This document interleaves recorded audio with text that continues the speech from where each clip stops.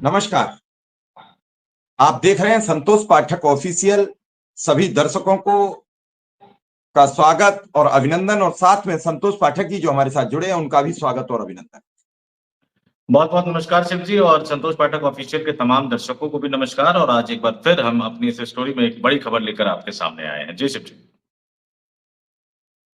हम सब जानते हैं भाजपा के एक चर्चित सांसद हैं निशिकांत दुबे। उनके बयान बड़े खौफनाक होते हैं, क्योंकि उनके बयान पर अब तक किसी ने उनके खिलाफ कोई बड़ी कार्रवाई नहीं की, उनके खिलाफ कोई बड़ा आदेश नहीं आया, उनके खिलाफ जनमत नहीं बोला। याद होगा कि उन्होंने सीधा सीधा सर्वोच्च अदालत पर आरोप लगाया था कि आपके जरिए देश में कुछ भी हो सकता है। वो शब्द हम यूज नहीं करेंगे जो उन्होंने लिखे थे। मैं अदालत की तौहीन नहीं करता हूं, मैं अदालत के सम्मान की बात करता हूं। लोगों ने लगा कि सुमोटो संज्ञान होगा, लेकिन सुमोटो संज्ञान अदालत ने नहीं लिया और गए उन लोगों को भी समझा बुझाकर वापस कर दिया।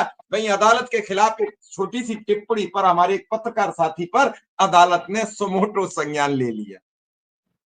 आज फिर निशिकांत दुबे एक बयान को लेकर चर्चित हो रहे हैं, लेकिन इससे पहले वो मोदी योगी को लेकर भी चर्चित हुए, वो राजीव प्रताप रूडी और संजीव बालियान को लेकर चर्चित हुए।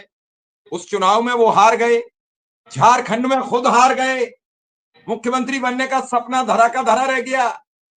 अब जाने कहां से निकाल निकाल के लाते हैं। तो आज उन्होंने फिर कहा है कि ब्रिटेन के प्रधानमंत्री कैमरून ने यह स्वीकार किया कि पनामा पेपर्स में लिखी बातें सही हैं।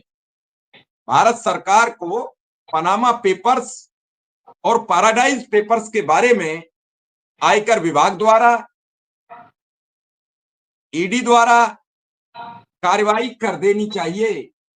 और कौन है इस कार्रवाई के पीछे, क्या मकसद है इस कार्रवाई का, क्यों जब सब खामोश था तो ये जिन्न निकला? क्या भाजपा अपनी खबरें लीड नहीं बना पा रही है? क्या राहुल गांधी की खबरें मजबूरन गोदी मीडिया को चलानी पड़ रही हैं कि वो हाईलाइट इतनी हो रही हैं? कल की खबर बड़ी हाईलाइट हो गई, मृतकों के साथ राहुल गांधी ने चाय पी ली। अब कैसे खबर लीड हो तो क्या खबर नहीं कोई हाईलाइट हो रही है? अब कल राजीव प्रताप रूडी चुनाव जीत गए, उसमें भी तौहीन हो गई। तो फिर निशिकांत दुबे को आज टेंडर दिया गया कि भैया कुछ खबर लाइए निकाल के। तो सुबह ही अब से 6 घंटे पहले एक ट्वीट उन्होंने मार दिया। 2016 की खबर है। इस खबर का मौजूदा परिवेश में कोई जरूरत नहीं है। इस समय देश एसआईआर से, मानसून सत्र से, कुत्तों की वजह से किन किन हालातों से जूझ रहा है, उस समय पनामा पेपर्स की खबर लाकर आखिर साबित क्या करना चाहते हो? कोई मुद्दा नहीं है। अरे ट्रंप पर बोलिए, पाकिस्तान पर बोलिए, कल हमारा स्वतंत्रता दिवस है उस पर बोलिए, पूर्व संध्या है। लेकिन हम पहुंचे ब्रिटेन के प्रधानमंत्री कैमरून की उस स्वीकारोक्ति पर। क्या है पूरा मामला संतोष पाठक जी? देखिए, निशिकांत दुबे जी इसमें पूर्व लगाना थोड़ा सा भूल गए, और आज हम सीधे मैं मुद्दे पे आता हूं, उसके बाद आगे मैं बताऊंगा, क्योंकि जो संदर्भ है वो तब अब समझ में आएगा जब सीधे आज का ब्रेकिंग दिखा देता हूं। तो मैं दर्शकों की स्क्रीन पर भारतीय जनता पार्टी के सांसद, वैसे मिसाइल मैन के नाम से तो कलाम साहब मशहूर है, लेकिन भारतीय जनता पार्टी के मिसाइल मैन इनको कहा जाता है कि जब जब जिसकी तरफ घुमाना होता है, जिसको सबक सिखाना होता है, ये उस तरफ घूम जाते हैं। राहुल गांधी से लेकर, महुआ मोइत्रा से लेकर, और आजकल योगी आदित्यनाथ पर, फिर वो राजीव प्रताप रूडी को हराने के लिए उतर गए थे, हालांकि वो कर नहीं पाए। अब उन्होंने सुबह सुबह, पहले मैं दर्शकों को जो स्क्रीन पर दिखा रहा हूं ना उनका पोस्ट, पहले उनकी टाइमिंग देखिए। 14 अगस्त 2025 7:16 AM, यानी सुबह उठते ही उन्होंने एक पोस्ट कर दिया। और क्या पोस्ट किया वो भी दिखा देता हूं। ब्रिटेन के प्रधानमंत्री कैमरून ने यह स्वीकार किया है कि पनामा पेपर्स में लिखी बातें सही हैं। भारत सरकार को पनामा पेपर्स और पैराडाइज पेपर्स के बारे में इनकम टैक्स इंडिया तथा डायरेक्टर ईडी द्वारा कार्रवाई तथा नकाब के अंदर छिपे चेहरों को बेनकाब करना चाहिए, भारत सरकार से मांग कर रहे हैं। वित्त मंत्री निर्मला सीतारमण, प्रधानमंत्री नरेंद्र मोदी, गृह मंत्री अमित शाह और इनकम टैक्स डिपार्टमेंट को और ईडी को, ईडी तो प्रधानमंत्री की चहेती जांच एजेंसी है, जहां जहां भेजना होता है तुरंत भेज देते हैं, इन दोनों को टैग किया है ये दर्शकों को दिखा रहा हूं मैं स्क्रीन पे, इन दोनों को टैग किया है और इसके बाद इन्होंने दो चीजें, पनामा पेपर्स और पैराडाइज पेपर्स में कार्रवाई करने की तो मांग की है, लेकिन जो दो चीजें इन्होंने तस्वीरें ट्वीट की है, थोड़ा सा दर्शकों को मैं दिखा देता हूं। एक तस्वीर अमिताभ बच्चन, ऐश्वर्या राय बच्चन, जिसमें सीधा सीधा लिखा हुआ है involved in the Panama paper leak, और दूसरी तस्वीर जो है वो भी बड़ी दिलचस्प है। दूसरी तस्वीर 2017 की प्रेस रिलीज है, जो कि government of India, ministry of finance, department of revenue की जारी की गई है, वर्ष 2017 की, और इसमें पनामा पेपर्स लीक मामले में जो जांच हो रही है, किन किन के खिलाफ कार्रवाई होने की बात कही जा रही है, किन किन के खिलाफ जांच आगे बढ़ाने की बात कही जा रही है, उन तमाम चीजों का जिक्र किया गया है। अब ये पनामा पेपर लीक है क्या, जरा ये भी मैं आपको बता देता हूं। पनामा पेपर लीक जो है वो 2016 में आया।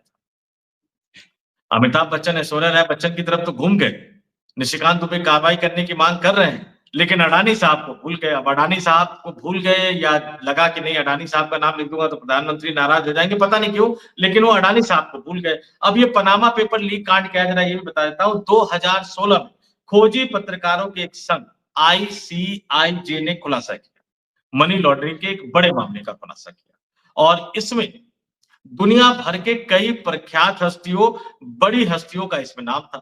इसमें रूस के राष्ट्रपति व्लादिमीर पुतिन के करीबियों का नाम था, चीन के राष्ट्रपति शी जिनपिंग, पाकिस्तान के पूर्व प्रधानमंत्री नवाज शरीफ, बेनजीर भुट्टो जो स्वर्गीय हो चुकी है बेनजीर भुट्टो, मिस्र के पूर्व राष्ट्रपति होस्नी मुबारक, सीरिया के राष्ट्रपति बशर अल असद समेत दुनिया के 140 ताकतवर राजनेताओं के नाम शामिल थे।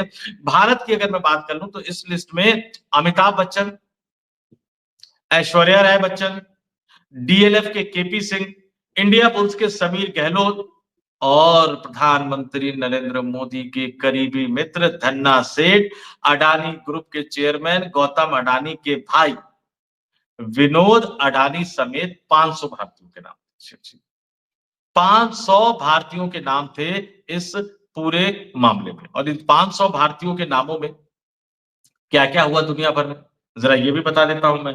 पाकिस्तान के प्रधानमंत्री नवाज शरीफ के खिलाफ पाकिस्तान की सुप्रीम कोर्ट में मसला गया, पाकिस्तान ने के सुप्रीम कोर्ट ने उनको अयोग्य ठहरा दिया, बाद में नवाज शरीफ को इस्तीफा देना पड़ गया।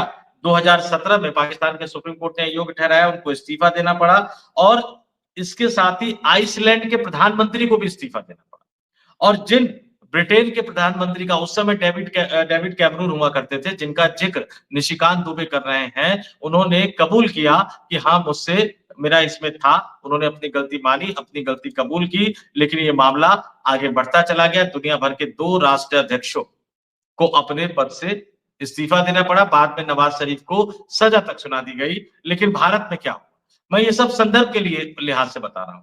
अडानी साहब का नाम तो फिर पता नहीं, गौतम अडानी के भाई विनोद अडानी का नाम पता नहीं कैसे गायब हो गया, लेकिन इनकम टैक्स डिपार्टमेंट ने और ईडी इन दोनों ने जांच शुरू कर दी तमाम भारतीय लोगों के नामों की। उसमें प्रमुखता से अमिताभ बच्चन और ऐश्वर्या राय बच्चन का नाम बार बार आ रहा था।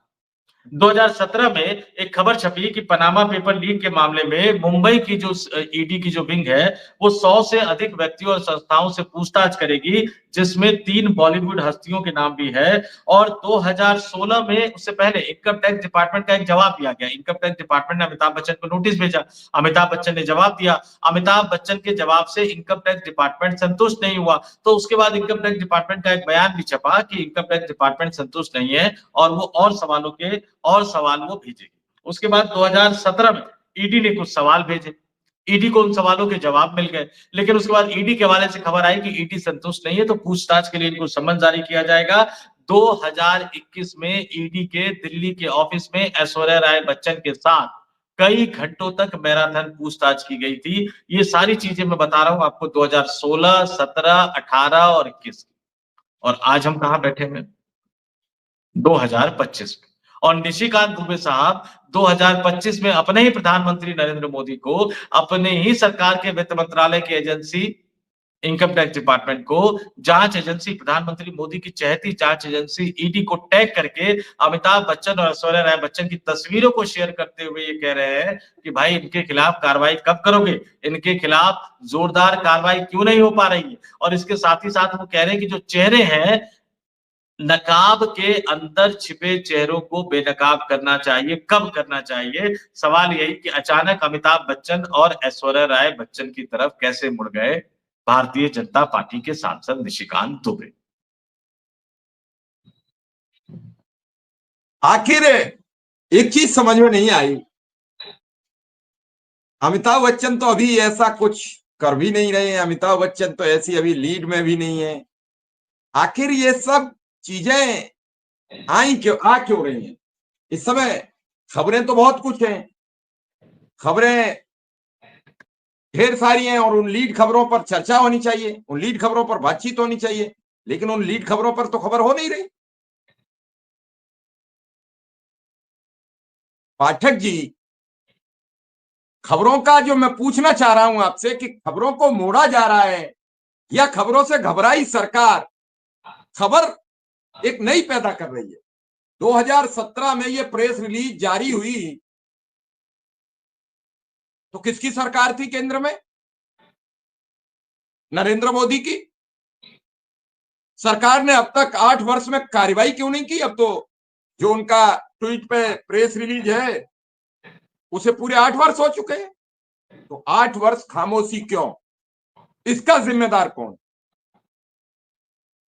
क्या जब जब जी 2-3 सवाल बहुत महत्वपूर्ण है।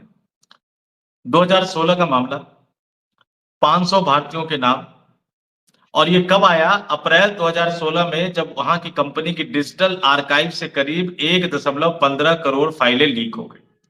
इस लीक कांड ने 2 देशों के राष्ट्राध्यक्षों, मैंने जिक्र किया पाकिस्तान का और मैंने जिक्र किया आइसलैंड का, 2 देशों के प्रधानमंत्रियों को अपनी कुर्सी छोड़नी पड़ी। एक तो आपको इतने साल बाद याद क्यों आ रही है? और फिर याद आ रही तो सिर्फ अमिताभ बच्चन और ऐश्वर्या राय बच्चन की याद क्यों आ रही है? अच्छा, याद आ भी रही है तो आप सोशल मीडिया पर पोस्ट कर रहे हैं, आप बाकायदा एक चिट्ठी भी लिख सकते थे अपनी सरकार के प्रधानमंत्री को, वित्त मंत्री को, गृह मंत्री को, ईडी को या लोकपाल को, जैसे महुआ मोइत्रा के मामले में लिखा गया था लोकपाल को, उस तरह से चिट्ठी भी लिख सकते थे। तो क्या कहीं अमिताभ बच्चन और ऐश्वर्या राय बच्चन के बहाने जया बच्चन को साधने की कोशिश तो नहीं की जा रही है? या 2016 के मामले को 2025 में उठाकर राहुल गांधी के आरोपों से जो सोशल मीडिया भरा पड़ा, गोदी मीडिया को छोड़ दीजिए, सोशल मीडिया भरा पड़ा है, तो क्या खबरों के उस फ्लो को डाइवर्ट करने की कोशिश की जा रही है? या फिर कभी राहुल गांधी के पीछे पड़ने वाले, कभी महुआ मोइत्रा की संसद सदस्यता को रद्द करवाने में महत्वपूर्ण भूमिका निभाने वाले, कभी योगी आदित्यनाथ को आईना दिखाने वाले, अब अमिताभ बच्चन और ऐश्वर्या राय बच्चन के पीछे पड़ गए? तो क्या आने वाले दिनों में हम देखेंगे कि ईडी और इनकम टैक्स डिपार्टमेंट फिर से अमिताभ बच्चन और ऐश्वर्या राय बच्चन को नोटिस भेजेगा? क्या उन्हें पूछताछ के लिए बुलाया जाएगा? क्या अमिताभ बच्चन पर किसी और तरह का दबाव तो नहीं डाला जाएगा? जिस तरह से चुनाव आ रहे हैं, वो तो वैसे भी हालांकि सरकार की योजनाओं का ही समर्थन करते रहते हैं, लेकिन कहीं ऐसा तो नहीं है कि जिस तरह की बातें कही जाती है कि सोशल मीडिया के जो इन्फ्लुएंसर होते हैं, सो कॉल्ड, वो किसी और के कहने पर फेसबुक पर लिखते हैं, वो किसी और के कहने पर इंस्टा पर लिखते हैं, वो किसी और के कहने पर ट्विटर पर लिखते हैं, तो क्या अमिताभ बच्चन पर कोई दबाव डालने की कोशिश की जा रही है? हम सिर्फ सवाल उठा रहे हैं, ये कोई आरोप नहीं, क्योंकि निशिकांत दुबे का आज सुबह एक्स पर किया गया ये पोस्ट अपने आप में एक अबूझ पहेली बन गया है। ये कई सवालों को जन्म दे रहा है, और जब ये जांच आगे बढ़ेगी तो क्या गौतम अडानी के भाई से भी पूछताछ की जाएगी? अच्छा, भाई से अगर पूछताछ की जाएगी तो उसमें फिर गौतम अडानी की कंपनियों के लिंक भी निकलकर सामने आएंगे क्या? तो क्या फिर ईडी और इनकम टैक्स डिपार्टमेंट के साथ साथ सेबी को भी मैदान में उतार दिया जाएगा क्या? या फिर गौतम अडानी के मीडिया हाउसेस की जो भाषा थोड़ी सी बदलती जा रही है शिव जी, विपक्ष की खबरों को भी वो पूरा स्पेस दे रहे हैं, कहीं ऐसा तो नहीं है कि उसकी वजह से जानबूझ के मामला उठाया गया, नाम भले उनका ना लिया गया हो, लेकिन उनको पता है कि मामला बढ़ेगा तो फिर अडानी की तरफ भी घूम कर जाएगा? या क्या अडानी देश के प्रधानमंत्री नरेंद्र मोदी के लिए बोझ बन चुके हैं, क्योंकि अमेरिका की व्यक्तिगत खुंदक एक तरह से निकल रही है, और अमेरिका के पास सबसे कमजोर कड़ी क्या है? गौतम अडानी ही तो है, जिसकी वजह से ये आरोप लगाया जाता है, राहुल गांधी आरोप लगाते हैं कि गौतम अडानी की वजह से प्रधानमंत्री नरेंद्र मोदी की हिम्मत नहीं होती कि वो डोनाल्ड ट्रंप के सामने कुछ बोल सके। तो ये सवाल बहुत गहरा है कि सिर्फ अमिताभ और ऐश्वर्या की याद, अडानी का नाम भूल गए, और अब क्यों याद आई? 7-8 साल बाद क्यों याद आई?